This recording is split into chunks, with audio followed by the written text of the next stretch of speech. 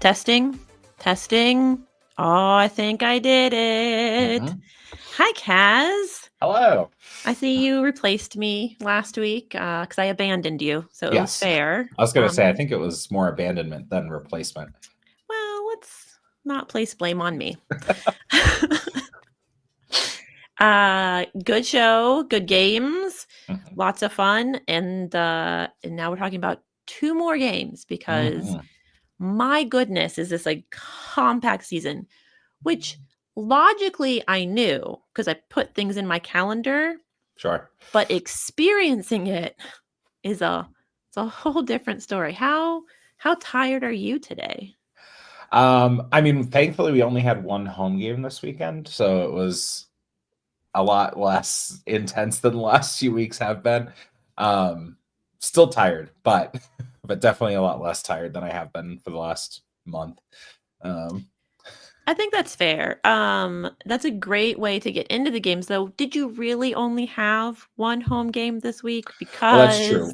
Yeah, we did. We did have an effectively home game on Wednesday, but at least over the weekend, it wasn't back-to-back games it's true. like the last 2 weeks. Not back to back is a delay. So I didn't get to go to the Steel City game. It was disappointing on multiple levels. One, we made it a home game from what I hear. Mhm. And two, it was Josh's birthday. So what better place to spend his birthday? We were with family, so I guess Yeah, maybe sure. them. That's nice. But how was the crowd at Steel City? It was good. There were a lot of Steel City fans.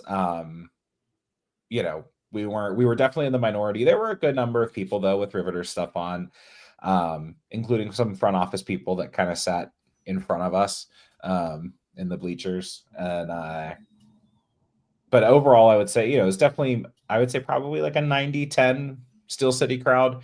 But the Steel Army folks found each other and lumped together and and definitely made it feel like a home game for the Riveters, that's for sure. The seating looked so there were stands. I couldn't tell like the Mhm. feed. I could just see people like on the hillside and then in pull-out chairs, multiple like loungers, like three-seater Mhm. pull-outs, which I adore. It felt very nostalgic for me. I grew up in a very small town with like football Friday nights, and I was Mhm. like, "Oh, like I love this setting. This is Yeah. great." No, it was kind of cool. There was like a row right next to the field that was the like lawn chairs. And then behind that there was like a set of bleachers. Okay. And then where the booth was, like kind of up above us in the middle, there were like some box seat sort of things. Like there were people up there as well, just watching the game. But I think the sideline ones, to bring your own lawn chair and sit in those seats was like twice as expensive as the bleacher seats. Oh. Like we paid $6 and taxes and fees and stuff for the bleachers, but those people I think paid like 12 in fees. I absolutely thought it was just like a show up, first come, first serve. No, Some people scoping it out the day before. No, you okay, well, no.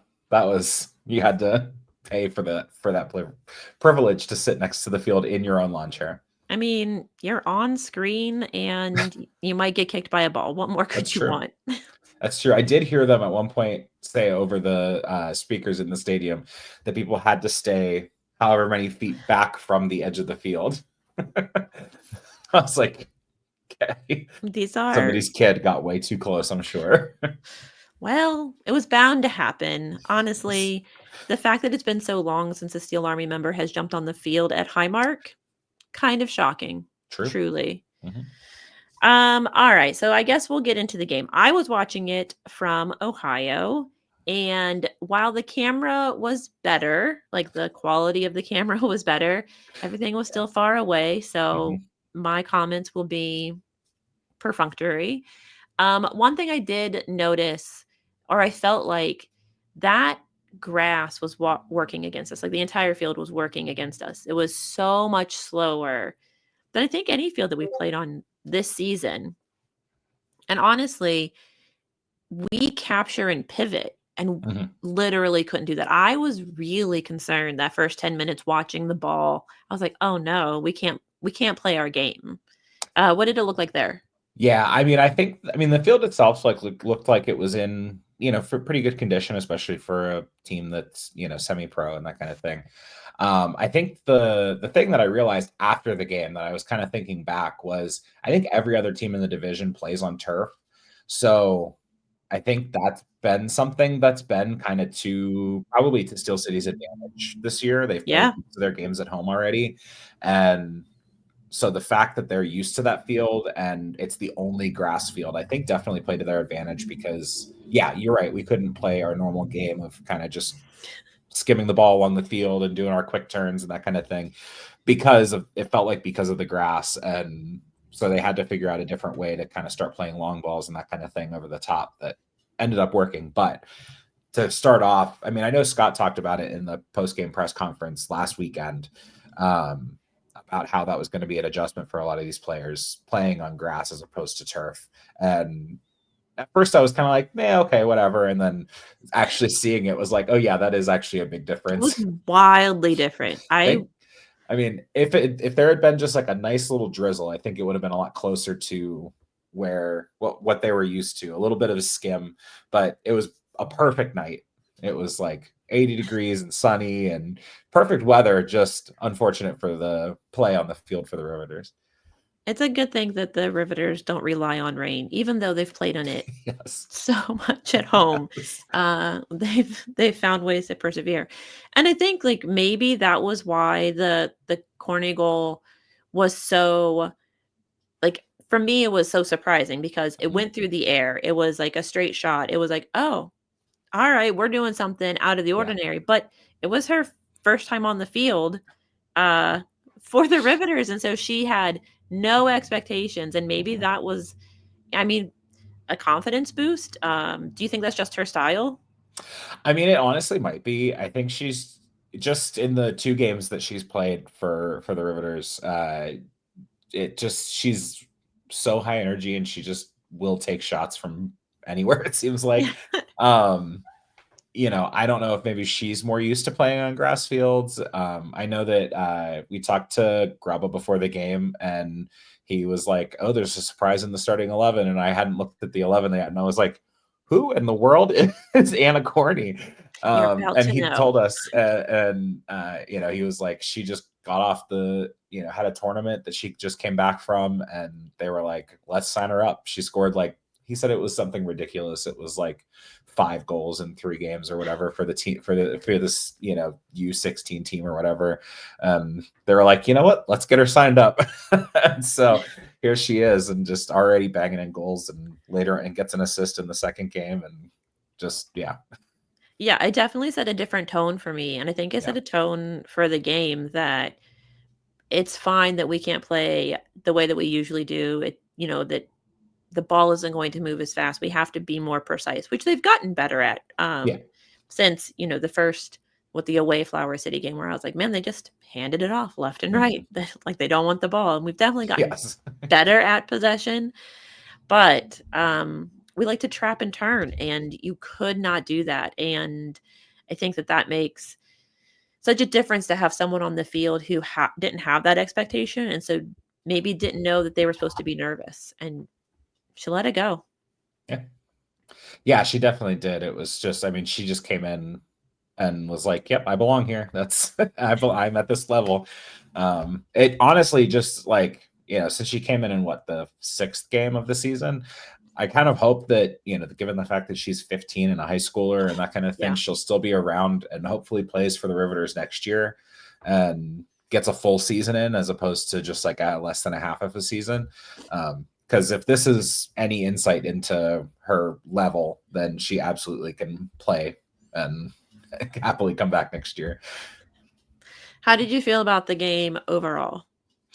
I thought it was good. I was, pretty nervous about this one overall coming in. I felt confident, but it was just this is the game that was one of the 2 games that was probably going to decide the division. Um, since Steel City had been prior to that night undefeated. So to come in and just kind of dominate until very late in the second half, I thought was great. Um, it was definitely there were times that it was back and forth, but I felt like for the most part, the Riveters had control of that game.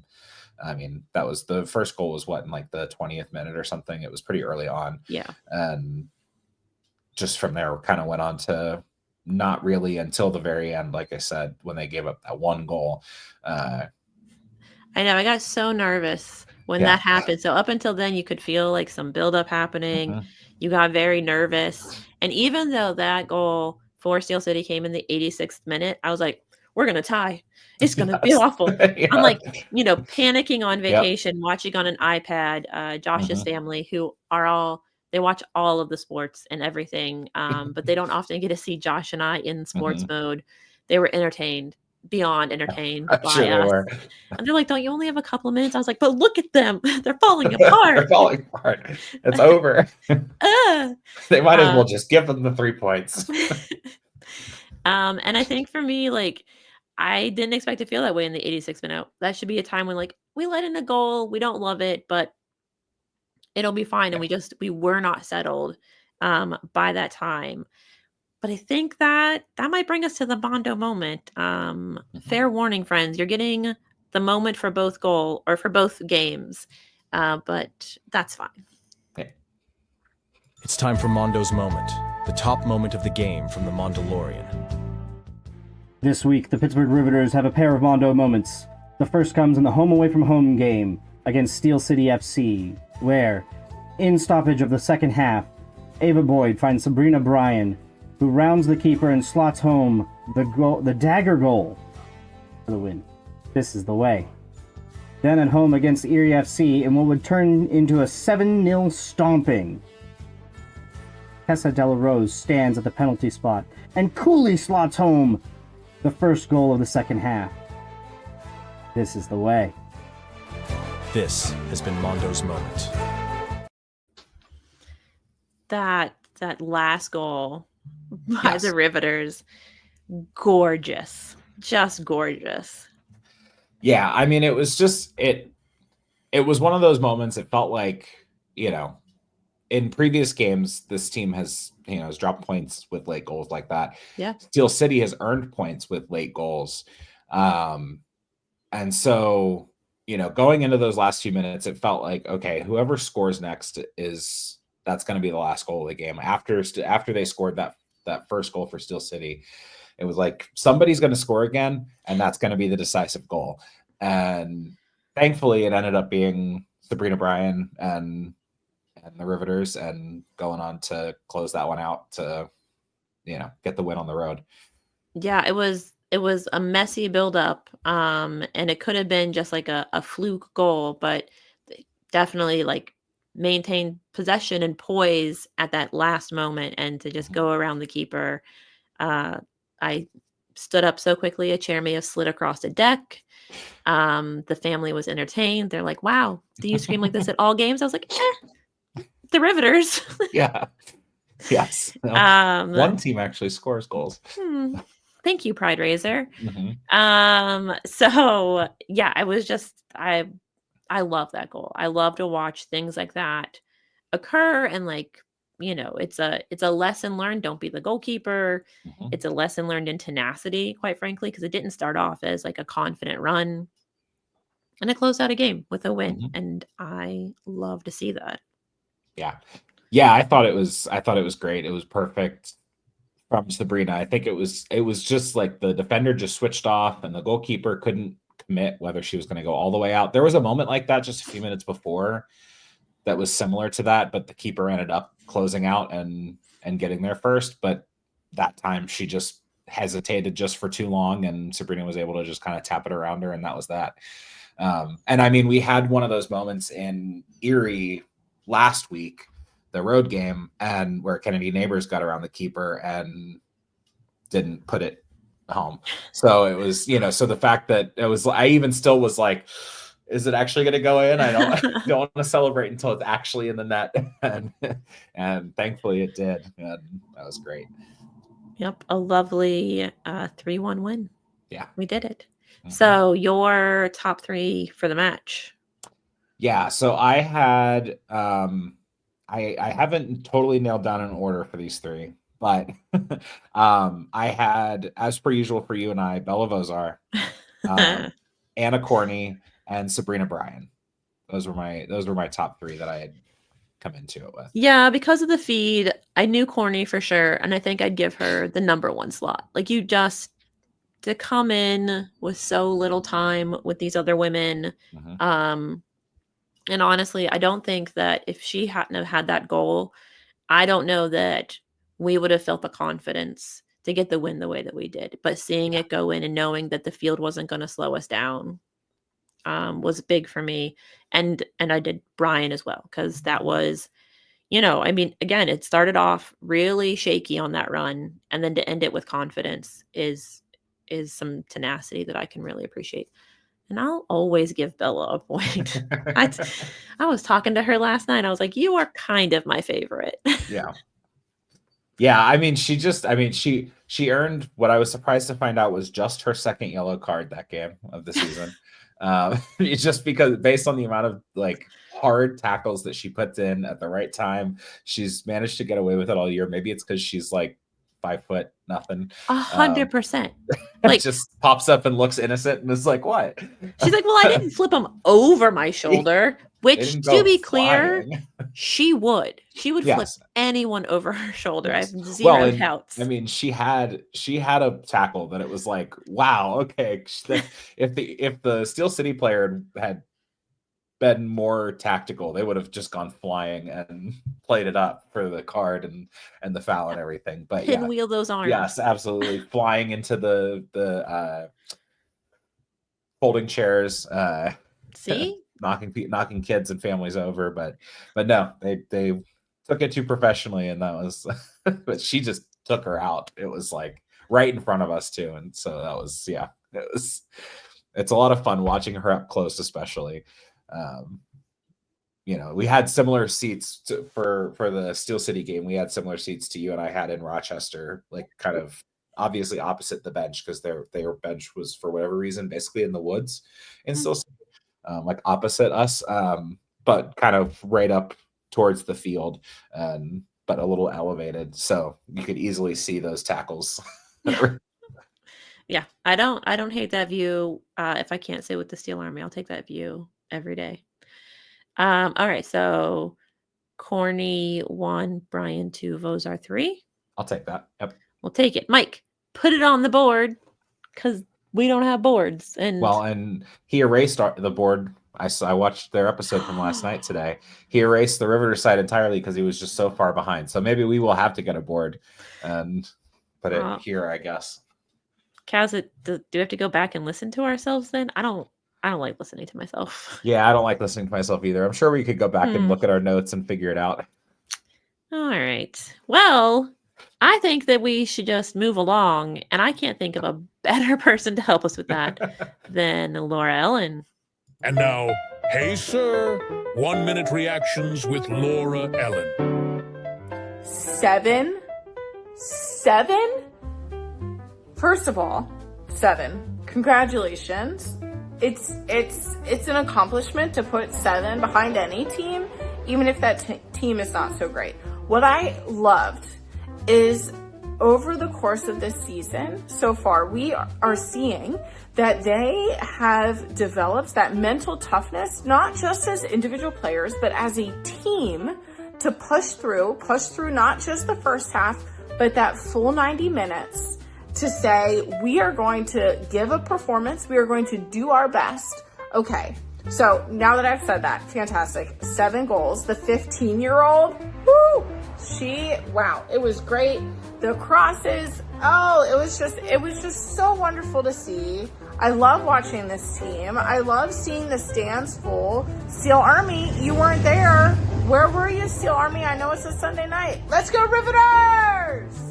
This has been Hey Sir, 1 minute reactions with Laura Ellen. So, honestly, no notes on Laura Ellen. Absolutely no notes on Laura Ellen. Perfection. We are going to talk about the Riveters versus Erie Sports Center, which is a place, not a team, but also not the place at which these ladies play. I have, right off the bat, I came in hot and upset at everything about Erie. Oh, I've been hot and upset about everything about Erie since March when I had the displeasure of emailing with their owner. Oh, that's right. Yeah. Just in general, guys, be better. Maybe we should address the Steel Army section. Maybe we need more children to overtake us and teach us how to be fans. We had a young girl just rocking at the end of our section. If I could get her energy with 100 more kids, I'm willing to do that. Like, that's who's filling up the stands. Bring them over. Yeah, I mean, at the Steel City game in the second half, out of nowhere, I don't know if they had just come from their own game or something, but out of nowhere, and I think you could hear it on the broadcast, there were just like kids down behind our goal that just started chanting out of nowhere. I mean, and to the point that they were, after the game, they were walking around behind us and telling us to sit down and shut up and like chanting at us and everything. And I'm like, how do we get that? That's what we need the next generation coming through. Where is the Riverhounds Academy sending their kids to the game? Yeah, come teach us a lesson. We're ready. Have them come over in our section. And yeah, because that was just fun. Also to start the game, we found out that Erie Sports Center SC's, keeper. I learned that her name is Morgan. Yes. However, I will forever refer to her as Jordan because it was an early mistake, and it's my fault. And quite frankly, it worked for us. During warm-ups, Jordan, also known as Morgan, was talking back at us, which is always a win. If you can get the keeper to talk to you, you have won the entire match as a fan. Former Pittsburgher immediately called her a traitor, let her know we would not be kind. I was like, we're bad people inside the stands. She's like, no, Pittsburghers are great. I was like, not in these stands. We're great. We're great everywhere else for sure. But here we are just not friends. And she laughed multiple times. She turned. There was acknowledgement during the game.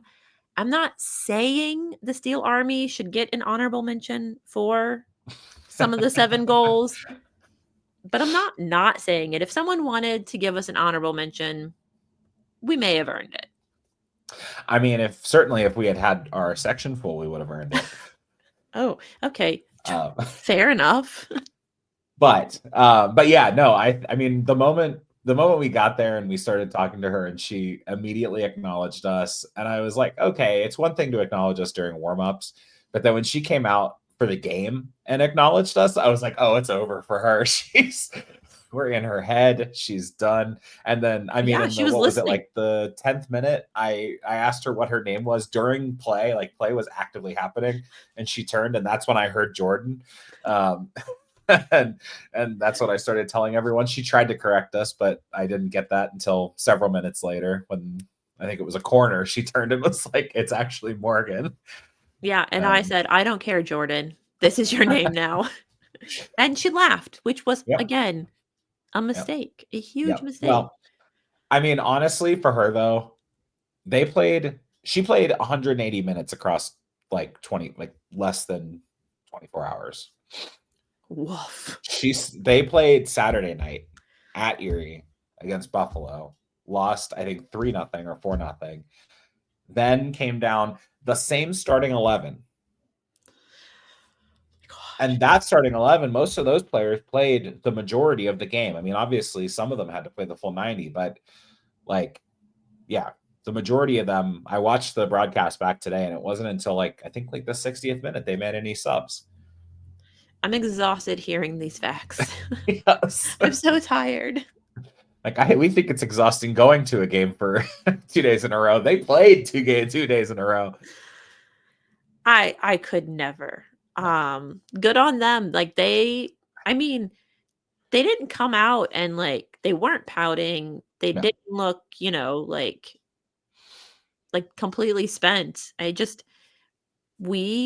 We were completely in our element. The Riveters just were on fire and could not be stopped. Everything was firing on all of the cylinders, and it hit for us every single time. Yeah. I mean, even Morgan Jordan had a few great saves in the first half. I mean, obviously we didn't see it as clearly on the other end, but throughout that first half, there were a few times that it was like, I mean, even I think it was Yak said, "Is she actually good?" Multiple times. Like, yeah, and it was Multiple like, I mean, times. she's, she did herself credit, but just, I mean, the back line didn't do her any favors, but yeah, on the whole, once it started rolling, once 2-3 goals started going in, it was pretty much all downhill from there.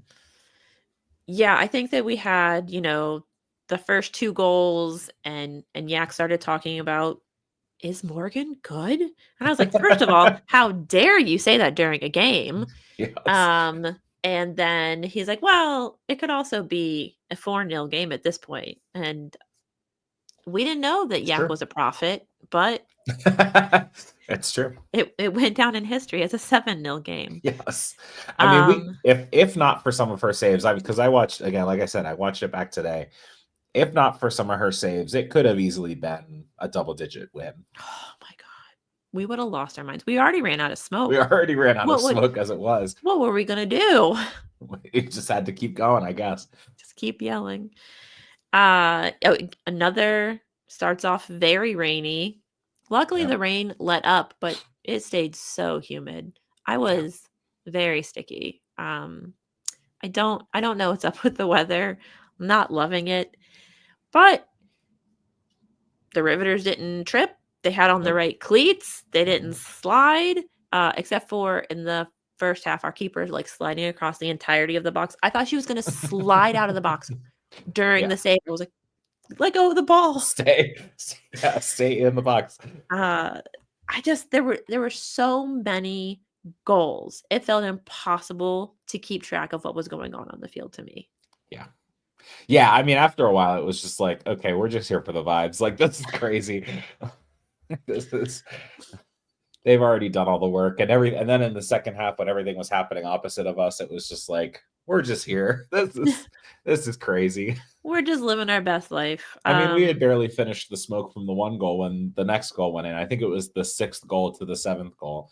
We had just barely finished getting the smoke, done and put away, and then there goes another goal. All right. Yeah.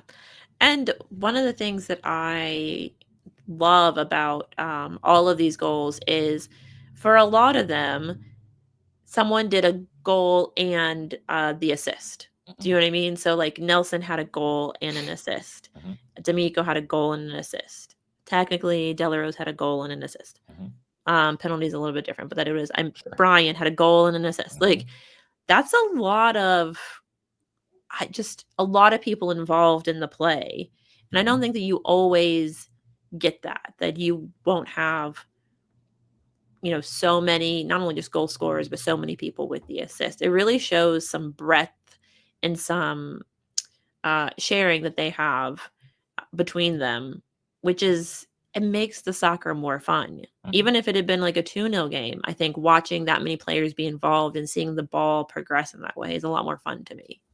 Yeah, no, absolutely. I mean, and it was a very different team today or yesterday too. It was 5 changes from the Wednesday night game, which was already a little bit of a different team because of I already forgot her name, Anna, right? Yeah, Anna Corney being in the 11. So it was already a little different from that point, and then 5 more changes on top of that for tonight. So it was good to see that we have kind of that depth that we've kind of not really seen this year. It's been pretty much the same, maybe like 13, 14 players contributing. So the fact that we kind of rotated some this week and got to see some of the other players come in and contribute, both just in terms of being quality on the field, but also in terms of the score sheet, was fun to see. Speaking of subs, Siam is such a force. She controls that ball. And do you think that we'll get to see her as a starter, or is she going to continue to come as? I know she's coming off injury, right? Like, you don't want to wreck your season. I asked her about it. I was like, "How are you feeling? How are you feeling health wise?" Like, she's feeling great, but I would love to see her at the start of a game. I don't know who you pull out. Yeah. I mean, that is a very hard question, but she handles that midfield so well. And I love watching, and she's fast. Yeah. Yeah, I mean, Peter and I talked about it last week. Amina is like, I think if she was able to get a start, she would easily end up in my top 3 for that game, just because of how much she's on the ball. If she's not on the ball, she's getting at whoever is on the ball, and just, yeah, she's popping up everywhere. She goes in, she's hard tackles like Bella does, and just, she has been so fun to watch off the bench in pretty much every game this year. Yeah. And so, yeah, I would love to see more of her in the last couple of games and certainly into the playoffs. But yeah, I hope that we get a start out of her. I feel like her last couple of games, she's gotten more minutes. So hopefully, that's a sign that maybe she's kind of working back towards being, 60, 70 minutes fit. But even if she's just coming off the bench, that's still having somebody like that off the bench with the tenacity and the work rate and everything is great to have, especially for a team like the Riveters who can at times kind of switch off in the second half. Yeah, I mean, they haven't taken the ball, to the corner, or they haven't tried to slow this game down the same way they did, I think, in the first 2 or 3 games, which was really a disservice to them. They don't know how to play that way. Mm-hmm. And that might just be a maturity thing. I know that is common when you're ahead in a game, or maybe they just don't care to do that. And these are women who are like, no, thanks.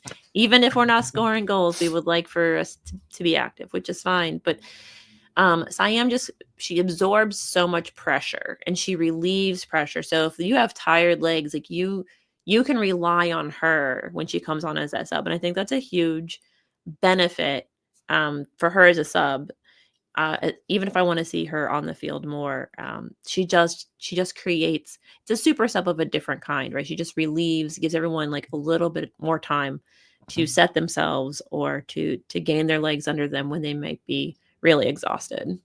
Yeah, I absolutely agree. I mean, even from like I think she came on in the home opener and I was like, oh, she's kind of fun. Or maybe it was the second game, the Rochester game. But yeah, she came on one of her first appearance this year and I was like, oh, that's fun. Like she's a fun player. She's good. It's good to watch. Well, at least one game she had like the full mechanical knee brace, and I was like, "Are you even allowed to play with that on? Are you allowed to tackle?" It's very awkward, and that looks like it's going to hurt somebody. Yes, or you. So, that was it was so much fun to watch that entire game. It's so hard to pick out moments because overall it felt like such a performance, and because the goals were so compact in the second half. You lose focus on that. Any of the worries that you had in the first half, it's easy to be like, well, why were we worried? What were we thinking? Yeah. We're just silly gooses.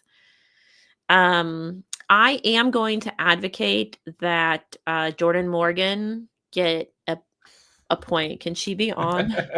She can be number 3 in the top 3 with a little asterisk, she's from Pittsburgh. Technically, I did look. She's from Butler, so I don't know how much that counts. Everyone says they're from Pittsburgh. If she's willing to own it, I'll give it to her. Fair enough. All right. So this is the top 3 here is infinitely harder for me. Oh my god, yeah. Just everybody. Yes, everyone gets all. Everyone gets it. 18 players or whatever get at least a point. Sure. I think I would put Della Rose in the running. I think that she found her footing in a way that we were worried she wasn't going to quite find. It's obvious when she's gone that her being on the field centers the team and gives the women someone to rally around. But for me thus far, she's sort of underperformed as someone who is sold as such a star player, which is probably something that happens to a lot of star players. But here we are. So I do think that this game is a place where she found her footing. So I would advocate for Della Rose to be in the top 3 this game. I mean, I'm fine with that. I had her among my honorable mentions, but it's so tough. Everyone, it's all like the top. I don't know. I had my top 3, and then I had 5 other players written down. It's too many players, Kaz. It's just, I mean, it was like, man, right, deciding between any of the who top. do you want the most? I mean, I think I think for me, number 1 has to be Sabrina Bryan. Okay. 2 goals, an assist. She earned the penalty. The fact that she finally got a start just was great. I mean, she's, sort of like Mina, where it was like, okay, she's coming back. She was injured for a few games. Like, she's been getting minutes off the bench and looks great every time she comes on. She got the goal in the Steel City game and then finally started yesterday. And just, I mean, pretty much the full, 80 minutes or whatever she was on the field was unstoppable. And like I said, yeah, I mean, she got 2 goals. She got the assist. I think I personally am of the opinion, this is a larger soccer question, but I am personally of the opinion that if you earn a penalty and you're not the taker, you should get an assist for that. But, that you should get on the stat sheet as having an assist. If we start saying it, we could make it happen. That's true. So 2 goals and 2 assists. 2 assists, obviously. Yes. The whomsoever keeps stats for the women's league, please take note. You have it wrong. Yes. And we expect a correction and maybe an apology. Yeah.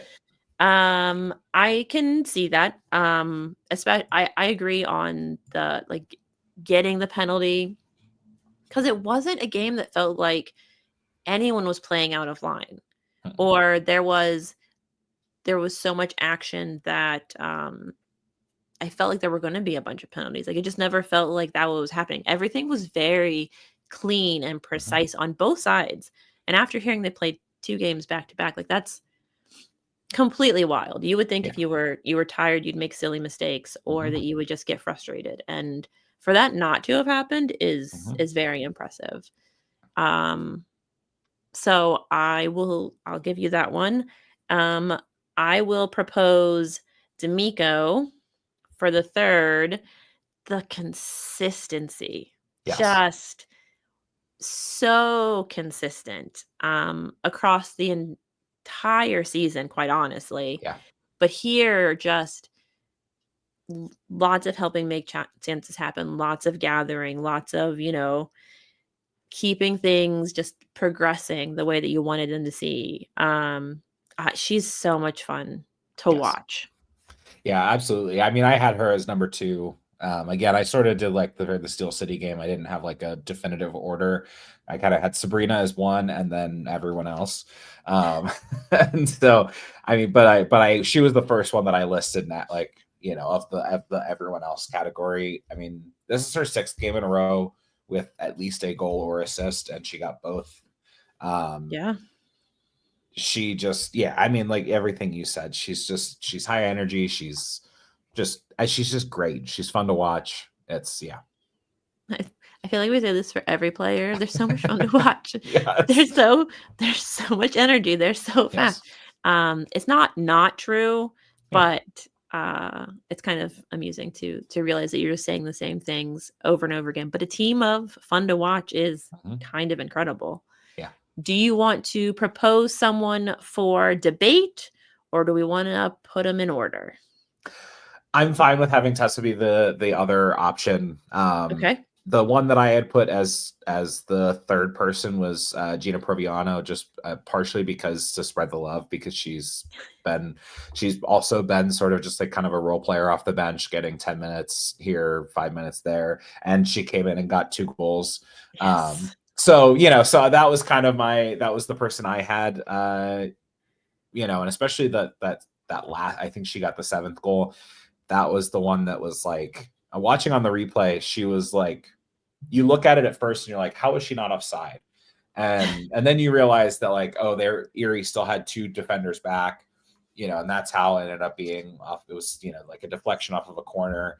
And maybe that's where the tired legs for Erie kind of comes in and that kind of thing. They weren't quick to kind of get up and push their lineup, because you watch the replay and there's just two defenders keeping her on side, and they both just kind of looked at each other and went, and everyone else is putting their arm up. Everyone else is putting their arm up like she was offside. And the two players that had let her be onside were just like, yep, here we go.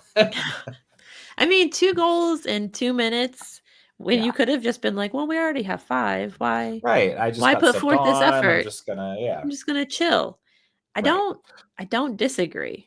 I know. It's one of the, and then like I also had Tannum, 2 goals, including that one from outside the box. That was great. I had Kelsey Salopek. This was, I think, her first start this year, and she kind of slotted in at left back with Abby Hugh moving to center back because of Piper being out. Okay. She got an assist. I thought she was really solid on the left. Played 90 minutes despite having, very few minutes the rest of the season. Obviously Bailey Herford for a clean sheet, didn't really have a ton to do, but and then I don't know if it's for the bit or if it's just because she actually had a good night, but I also put Bella on the list. Either way, I don't hate it. I don't hate it. But yeah, so that was my total, and then of course Tessa. But yeah, I would be perfectly content with having Sabrina, Olivia, and Tessa be the top 3, and then we can kind of quibble about the order. Cass, you kill me because you do first names and I'm doing last names, and learning both D'Amico and learning both names for everybody is just not in the cards for me. I'll catch up. It's fine. Okay. So since you threw out everybody's name, yes, I'm going to say we're just debating the order then. That's fine. Yep. I am delighted that we have so many options, but I'm cutting you off. That's fine. Using my power for power. All right. So, the order. Bless. I loved your argument about Brian. That was a great argument. Yeah. 2 assists, 2 goals. Mm-hmm. Just, it makes all the difference in the game to have somebody like that on a night like that. So I think I would put her at 1. Yeah. That's where I had her. I like I said, I think she's been great in all of her appearances this year. It was unfortunate that she, kind of got injured after the home opener and had to miss a few games. But, we started talking about the Steel Army Player of the Year today. And, I think it was Steve Pater said that if she had more time this year and hadn't gotten injured, she'd probably be in the running for Player of the Year. And I absolutely agree. But yeah, the best I can do for today is number 1 in our top 3. Number 1 in our hearts. All right. So the number 2, I think it's D'Amico for me. I just think that's who I had as well. Based on the whole of it, while I think that what Delarose did and finding her footing and slotting that in and not just being at the mental leader, but also leading there and taking a PK, not the easiest task. So yeah, I think D'Amico and then Delarose. Yep, I'm good with that. Perfect. Mike, write it down so we don't have to listen to ourselves. Somebody help us. Somebody somewhere write it down. I cannot believe that we are so close to the end of the season that I literally have no idea how playoffs work, how you get into them. Recently learned from the Discord that it is, not the simple math that I thought it was. What a delight learning new things for a new league. Yeah, it's something else. Top team gets in. That's what matters. Right now, the Riveters control their fate. So, 2 games against the 2 teams that are kind of trailing them that could theoretically be in the running. So, hopefully we can kind of just knock them both off and coast into the playoffs from there. I'd love to coast But- into the playoffs. Sounds great. I mean, I don't remember if we mathematically can be clinched by the last game or not. I think if Steel City loses games and we beat Buffalo and whatever else, then I think technically we could be looking at a game that's kind of meaningless. But either way, they're not going to come out and play as though it's meaningless. So, I think we would be remiss if we didn't mention these are 10 goals over the last 2 games that went towards Pride Raiser. And we also got a couple of new people pledging for Pride Raiser over the last couple of days, which warms my heart in the middle of the month. People seeing how good the Riveters are doing and being like, I'll still do it. yeah. On a per goal basis, I think in previous years we only had 1 team. Riverhound's not notorious for scoring a lot of goals, so you felt safe knowing what your pledge was going to be, and we knew it would be different this year. Yes. But we did not realize just how different the Riveters would make it, and we are delighted that the Pride Raiser is doing so well. That we have over $100 per goal collectively pledged, which is great. You still have time to pledge. If you bite off more than you can chew, please know you can change your pledge at the end once the Riveters has scored another 20 goals and you are in shock at your bill. You can tell them, I appreciate that, and maybe this is what I actually thought I was going to donate. Yeah. So happy Pride. Yes. Yeah, that's what I got. Do you have any parting words of wisdom for us, Kaz? No, I mean, I think it'll be good to have 1 game per week the last 2 weeks of the season, for the players' sake, because it's been a lot of 2-game weeks and that kind of thing, and so I think having a week's rest, let them go up to Buffalo and beat them, and then come back and host Steel City, and I think both of them have midweek games each week, so we'll have had a full week's rest, whereas they'll be coming in off of a short week as well. So, so hopefully all of those things can kind of just play in our favor, and we'll go from there. And dear Steel City, please bring the children back to mock us. Yes. They can't sit with us because we don't let opposing fans. But while we're walking around, I think that'd be great. Absolutely. That's the atmosphere we want. The children mocking grown adults. Yes. Absolutely.